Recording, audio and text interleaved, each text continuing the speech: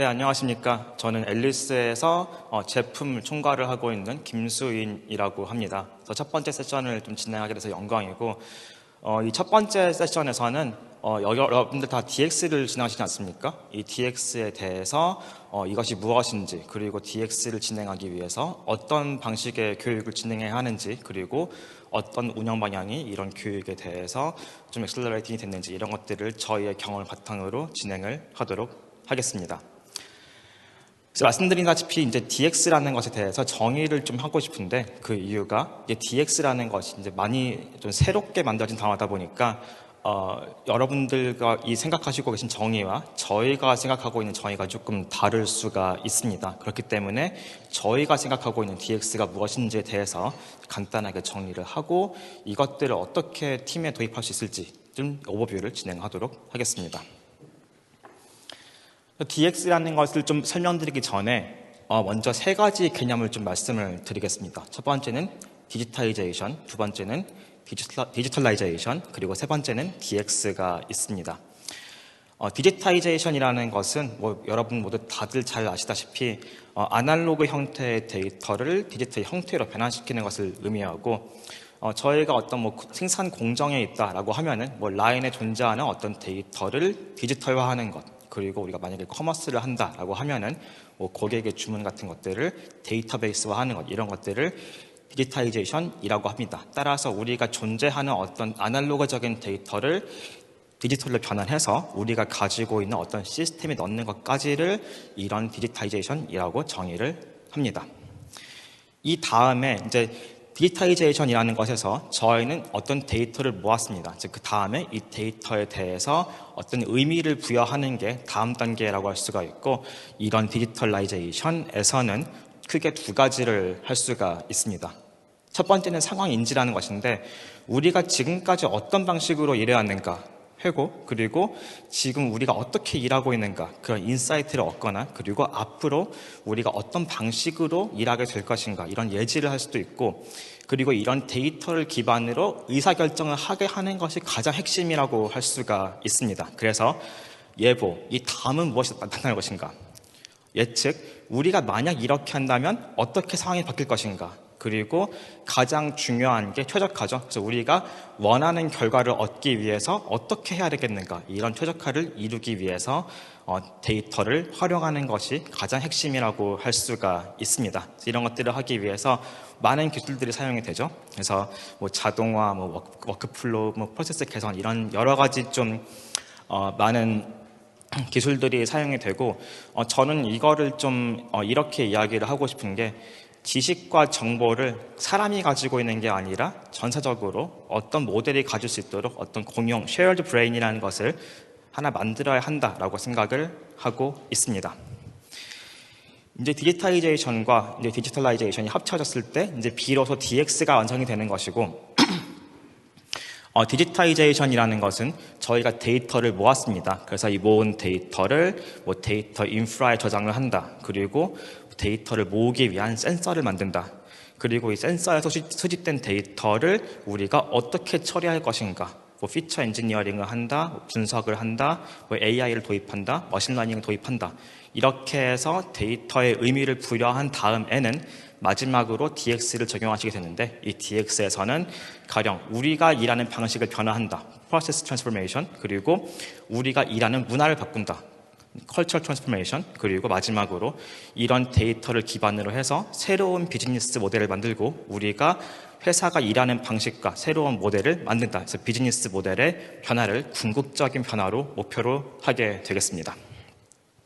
그리고 여기에 중심에 있는 게 바로 데이터 과학이 있고, 이제 데이터 사이언스라고 하는 데이터 과학이 이 모든 변화의 중심에 있게 됩니다.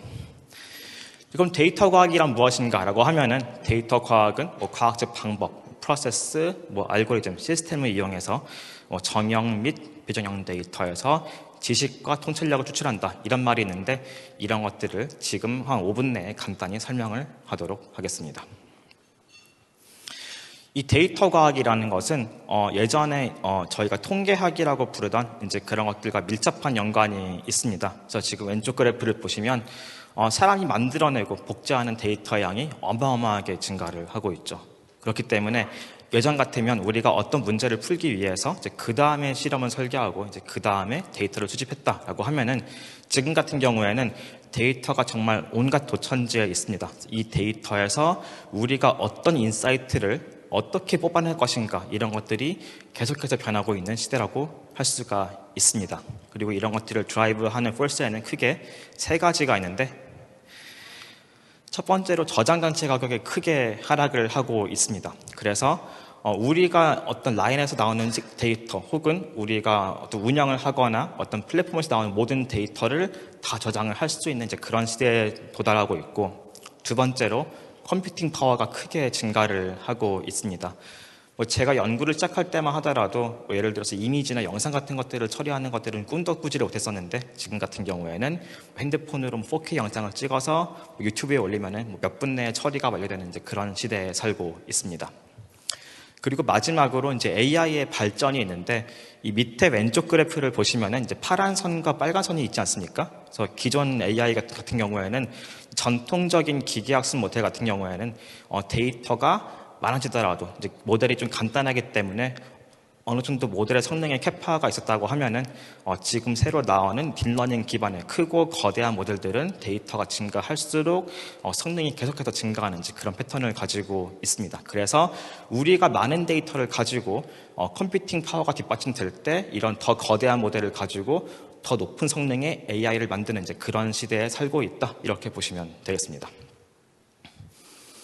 그리고 이제 DX라는 것을 진행함에 있어서 가장 중요한 게 무엇인가라고 했을 때, 저희도 이제 많은 고객사분들과 이야기를 하면서 느낀 점은 DX라는 것은 결국에 끊임없이 변화하는 환경에 대해서 적응을 하는 게 가장 중요하다라고 말씀을 드리고 싶고, 예를 들어 말씀을 드리면 어떤 팀에서 프로젝트를 하나 진행을 하고 여기서 기계학습 모델을 하나 만들었습니다. 그 다음에 결과가 잘 나와서 박수를 치고 끝내게 되면은 이런 것들은 사실 6개월, 1년 뒤에는 더 이상 쓸 수가 없게 되는데 새로운 데이터가 들어오고 환경이 바뀌고 우리가 생산하는 제품이 바뀌더라도 이제 이것에 대해서 적응을 하지 않으면은 이 모델이 계속해서 아웃데이트가 되게 됩니다. 그래서 새로운 데이터, 그리고 새로운 환경, 그리고 이런 것들에 대해서 적응을 할 수 있는 이제 그런 전략이 굉장히 중요하다라고 할 수가 있고, 이런 것들 생각하지 않으면 DX는 10중 8구 실패하게 되겠습니다.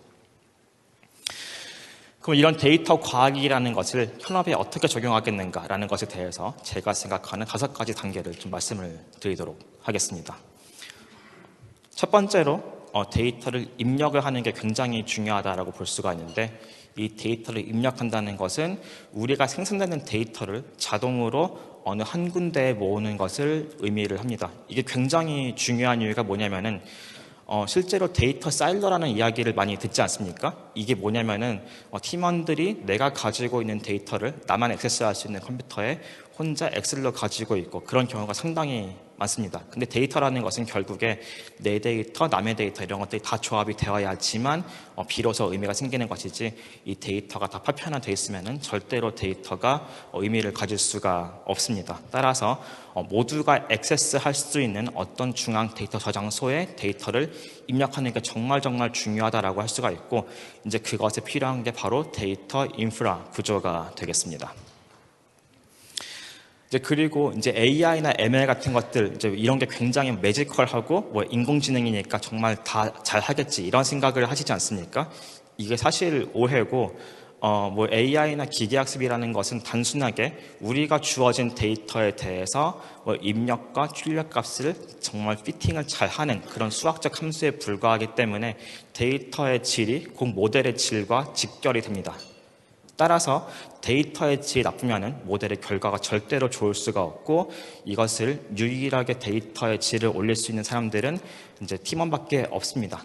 이것이 팀원이 가지고 있는 도메인 지식이라는 것을 활용해서 이 팀원이 가지고 있는 생산, 라인, 그리고 어떤 커머스 이런 것들에 대한 지식을 가지고 데이터를 전처리를 해야지만 데이터를 제대로 다룰 수가 있고, 이제 그것이 없다면은 모델의 성능에 한계가 있을 수밖에 없기 때문에, 이제 그렇기 때문에 이 단계에서 팀원들이 데이터를 다룰 수 있는 능력이 굉장히 중요하다라고 할 수가 있고, 이제 그렇기 때문에 일반 평사원들도 데이터를 다룰 수 있는 그런 DX 교육을 받아야 되는 이제 의미가 여기에 있는 겁니다.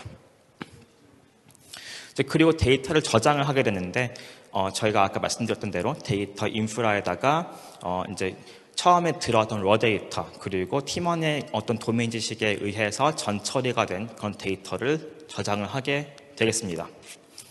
이제 그 다음에 이 전처리된 데이터에 인공지능이나 머신러닝 모델을 적용을 하게 되는데 여기에서 좀 두 가지 옵션이 있습니다. 첫 번째는 이제 노코드 기반의 어떤 굉장히 쉽고 간단한 마우스 드래그 앤 드랍해서 모델을 만들 수 있는 그런 모델들도 충분히 있고 그게 아니라 조금 더 최신 모델, 조금 더 성능이 좋은 모델을 쓰고 싶다라고 하면은 일반적으로 파이썬 기반의 머신러닝 혹은 AI 학습을 진행을 하게 됩니다.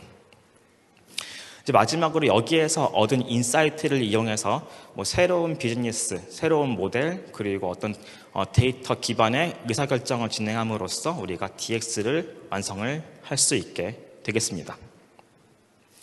자, 이렇게 했을 때 이 DX 교육이라는 것은 크게 세 가지로 이루어지게 됩니다. 그래서 일반적으로 DX 교육을 한다라고 했을 때 데이터 분석을 한다. 데이터 분석을 하고 나서 AI 교육을 한다라고 해서 이 세 단계 중에 두 번째에 치중되어 있는 경우가 많은데 처음에 우리가 교육하고 싶은 목적이 무엇인가 이것에 대해서 DX 역량 체계를 정의를 하고 이제 그 다음 교육을 한 다음에 마지막으로 역량 검증을 해야지만 실제로 이 교육의 효과를 극대화할 수가 있겠습니다.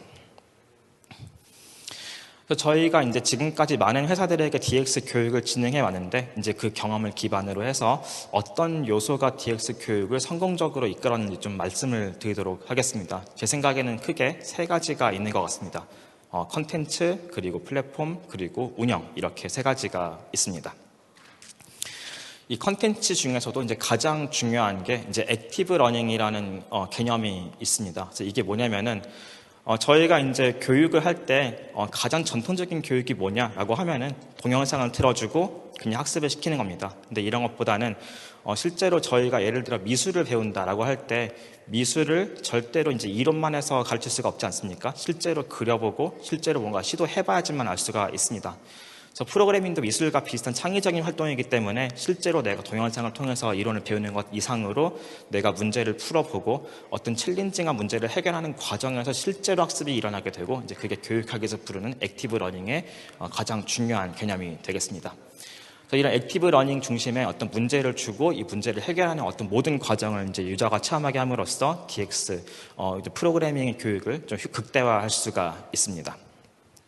이제 그렇게 했을 때 저희가 실제로 테스트를 한 건데 기존 동영상만 보여줬을 때 그리고 액티브 러닝 기반으로 실제로 모든 학습자가 문제를 풀고 문제를 제출하고 시험을 보게 그런 식으로 했을 때 액티브 러닝의 효과가 정말 높은 것을 확인할 수가 있습니다. 그리고 좀 프로그래밍 교육이 어려운 게 뭐냐면은 이제 프로그래밍이나 이런 특히 이제 AI, ML 같은 것들은 정말 농담으로 자고 일어나면 새로운 게 나온다 이럴 정도로 변화가 빠릅니다. 그래서 정말 변화가 빠르다고 할 수가 있고 새로운 IT 트렌드나 어떤 그런 것에 맞춰서 교육을 좀 빠르게 업데이트를 해주는 게 저희는 정말 중요하다고 생각을 했고 그리고 이 컨텐츠를 만들 때 기업마다 특성이 좀 다 있습니다. 그래서 금융회사, 혹은 물류회사 혹은 제조업 회사 이런 회사마다 좀 특성이 있는데 이 회사에 맞추어서 컨텐츠를 좀 제작하는 것이 이 유저들이 어떤 교육을 이해하고 그리고 수강하는 데 정말 큰 도움이 되었다라고 생각을 하고 있습니다. 두 번째로 이제 피드백이 있습니다. 그래서 저희가 좀 연구를 좀 초반에 진행했었는데 이게 프로그래밍 교육이지 않습니까? 그래서 프로그래밍 교육이라는 것은 상당히 조금 진입장벽이 높다라고 할 수가 있고 이제 그렇기 때문에 내가 어떤 문제를 풀다가 어려움에 봉착을 했을 때 이것을 정말 빨리 풀어주지 않으면은 사실 이 프로그래밍 교육을 포기하게 되는 경우가 상당히 많습니다. 그래서 코포자 이런 말들이 있지 않습니까? 그래서 이런 것들을 해결하는 가장 좋은 방법은 문제를 어떤 수강자가 어떤 어려움을 겪을 때 최대한 빠르게 피드백을 주는 겁니다. 그래서 가장 빠르게 피드백을 주는 게 바로 저희가 플랫폼이 보유하고 있는 자동 채점 시스템이라고 할 수가 있고 코드를 짜고 제출을 하면은 내가 짠 코드가 맞는가 틀린가 그러면 왜 틀렸는가 이런 것들을 실시간으로 파악을 할 수가 있습니다. 그런데 만약에 이 자동 채점 코드가 파악을 할 수 없는 어떤 새로운 문제에 봉착한 사람들은 튜터가 이런 것들을 해결을 해줘야 되고 이런 튜터가 해결을 정말 빠른 시간 내에, 즉 2시간 내에 해결을 해주는 것을 목표로 저희가 좀 운영을 하고 있습니다. 그래서 이렇게 어떤 수강생이 질문했을 때 정말 빠르게 답장을 하지 않으면 바로 이탈로 이루어지게 됩니다. 그럼에도 불구하고 아예 학습을 하지 않거나 학습을 정말 어려워하시는 분들이 있는데, 이제 그런 분들은 저희가 먼저 저 어려워요 라고 하기 전에 저희가 먼저 당신 혹시 어렵나요? 문제가 있나요? 라고 좀 선제적으로 다가가 줘야 됩니다. 그래서 이런 것들은 이제 AI가 학습 기록을 기반으로 해서 이 사람은 조금 이수가 어려울 것 같다. 이 사람은 좀 많이 도와줘야 된다. 이런 것들을 좀 핀포인트를 하게 할 수가 있습니다. 그래서 이런 사람들을 대상으로 해서 학습 관리를 하는 기능 또한 많은 도움이 되었습니다. 마지막으로 이런 컨텐츠까지 말씀을 드렸고, 어떤 식의 운영이 저희의 이런 교육에 대해서 조금 더 이펙티브한 교육이 되었는가까지 좀 말씀을 드리고 마무리를 하도록 하겠습니다. 저희가 제안하는 교육 방식은 이제 온라인과 오프라인을 섞어서 교육을 하는 겁니다. 그래서 교육학에서 보통 많이 이야기를 하는 게 뭐냐면은 effectiveness, 즉 어떤 교육의 효과성, 그리고 scalability, 교육이 얼마나 많은 사람들에게 교육될 수 있는가가 드로백이 있다라고 이야기를 합니다. 그래서 effective한 교육은 스케일하기가 좀 힘들고, 스케일하는 교육은 굉장히 이수율이 낮았죠. 그래서 예를 들어서 지금 저희가 오프라인으로 제가 말씀을 드리고 있는데, 오프라인에서 어떤 분이 지금 보고 있는지 저는 다 알 수 있지 않습니까? 그런데 예를 들어서 온라인으로 이 교육을 가져가게 된다라고 하면은 누가 어떻게 듣고 있는지, 내가 재미있게 말하고 있는지 이런 것들을 절대 알 수가 없습니다. 되게 비슷한 것이고, 그래서 온라인 교육에서는 굉장히 스케일을 하면서도 액티브 러닝을 기반으로 해서 사람들이 굉장히 이펙티브하게 이수할 수 있는 그런 모델을 만들었고, 오프라인에서만 운영할 수 있는 것들이 있습니다. 그래서 가령 정말 프로젝트 교육 같은 것을 할 때 조교가 학생이 굉장히 좀 타이트하게 좀 토론을 하면서 내가 이런 문제를 풀고 싶고 어떻게 해야 되고 이런 것들을 맞춤형 교육을 해야 할 때는 오프라인을 하고, 이제 그 외에는 플랫폼의 기능을 최대한 도움을 받아서 스케일하면서도 이펙티브할 수 있는 그런 교육을 많이 제안을 드리고 있습니다. 그리고 좀 재밌는 게 경진대회나 이제 프로젝트 공유회 이런 게 있습니다. 그래서 내가 어떤 지식을 배우고 나서 어떤 문제를 풀기 위해서 경진대회를 한다. 예를 들어 주식을 가장 잘 예측하는 사람에 대한 경진대회를 만든다. 이런 거라든지, 내가 지금까지 배운 기술을 통해서 어떤 재미있는 프로젝트를 만들었다. 이런 것들을 자랑할 수 있는 그런 게 상당히 운영적으로 도움이 많이 됩니다. 그래서 저희가 최근에 들은 코멘트 중 하나가, 본인이 이제 3년간 열심히 공부를 했는데 그것보다 이 경진대회 한 번에 더 많이 배웠다. 이런 좀 재미있는 코멘트도 최근에 들었던 기억이 있습니다. 이런 것들을 좀 종합적으로 좀 집약한 게 이제 프로젝트 베이스 러닝이라고 해서 이제 PBL이라고 부르는 프로젝트 교육이 있습니다. 그래서 이게 뭐냐라고 하면은 지금까지 임직원들이 교육에 대한 이론을 배웠다라고 하더라도 실제 문제에 적용할 수 있냐는 또 다른 얘기가 되겠습니다. 그래서 본인이 가지고 있는 현업에 내가 가지고 있는 지식을 활용할 수 있겠는가를 배우는 게 PBL이 되겠습니다.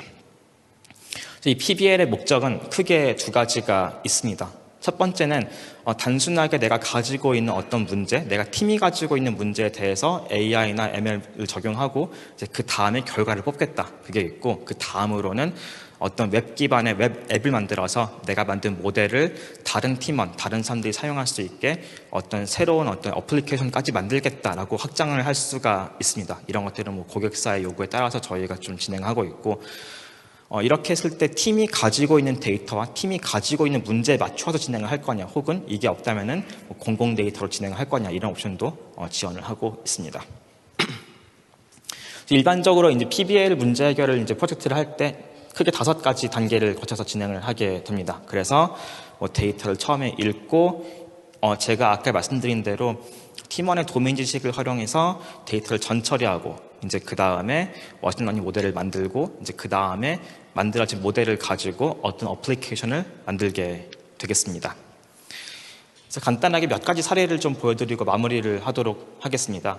금융 같은 경우에는 유저가 가지고 있는 나이, 성별, 그리고 지금까지 연체 기록 등등 여러 가지 정보를 기반으로 해서 이 사람이 앞으로 신용이 위험할지, 신용이 어떻게 될지를 예측하는 이제 그런 프로젝트가 하나 있었고요. 그리고 제조에서는 이제 반도체 공정 데이터가 있습니다. 그래서 반도체 공정 같은 경우에 정말 많은 센서에서 데이터가 들어오게 되고 그 데이터를 기반으로 해서 그 공정의 파이프라인이 실패할 것인가 패스할 것인가를 예측하게 할 수가 있습니다. 이게 정말 중요하고, 그래서 이 센서라는 것이 사람이 해석할 수가 없기 때문에 결국에 어떤 센서가 페일했을 때 이 공정도 페일할 것인가 이런 지식까지 얻는 것을 목표로 했던 기억이 있습니다.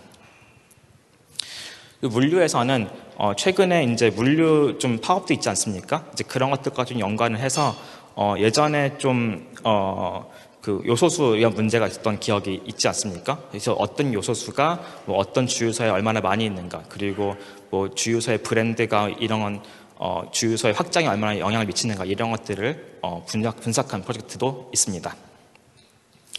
커머스에서는 뭐 리뷰 데이터를 기반으로 해서 사용자에게 뭐 새로운 상품을 추천하거나, 그리고 이 사용자가 어떤 것을 좋아할 것이다, 그리고 이 새로운 것들을 어떤 사용자에게 광고를 해야 될 것인가 이런 것들을 예측하는 이제 그런 프로젝트를 진행을 했었습니다. 그리고 마지막으로 의료에서는 뭐 여러 가지 프로젝트를 진행할 수가 있고, 뭐 엑스선 데이터를 가지고 뭐 이 사람이 튜머가 있을 것인가, 뭐 혹은 뭐 EMR 데이터를 가지고 사망률 예측한다 등등 여러 가지 좀 데이터를 가지고 좀 PBA를 진행했었고, 이런 식으로 그 임직원들이 가지고 있는 문제에 맞추어서 이분들이 가지고 있는 문제를 현업을 맞춰서 푸는 것이 가장 효과가 좋았고, 이렇게 해서 기초 데이터 분석부터, 기초 파이썬부터 데이터 분석, 그리고 인공지능에 이르러서 이제 PBA까지 진행했을 때 가장 이제 만족도나 실제로 이런 것들을 통해서 회사의 DX가 가속화되는 이제 그런 경험을 많이 했었던 것 같습니다. 그래서 이렇게 해서 DX 교육에 대해서 조금 오버뷰를 해드렸고, 이제 나머지 세션에서 많은 분들께서 더 디테일한 설명을 드리게 될 것 같습니다. 네, 감사합니다.